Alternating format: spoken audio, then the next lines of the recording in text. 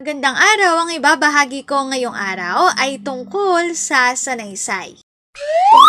Magbasa, makinig, matuto at magsaya. Ako si Binibining Menya.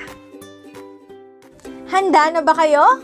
Tara na, umpisa na nating isa-isahin at pirapirasuhin ang mga detalyeng nakapaloob dito. Katulad ng binanggit ko kanina, ang ibabahagi ko ngayong araw ay tungkol sa sanaysay, partikular na sa naratibong sanaysay. Ang naratibong sanaysay ay isang uri ng sanaysay na naglalaman ng mga kwento o salaysay tungkol sa mga personal na karanasan ng manunulat. Karaniwan, ang naratibong sanaysay ay nagsisimula sa pagpapakilala ng paksa at ng mga tauhan sa kwento at sinusundan ng paglalahad ng mga pangyayari at karanasan sa isang kronolohikal na paraan. Naglalaman ito ng mga detalye at karanasan ng manunulat at maaaring maglaman ng mga damdamin, mga refleksyon at mga aral na natutuhan mula sa karanasan.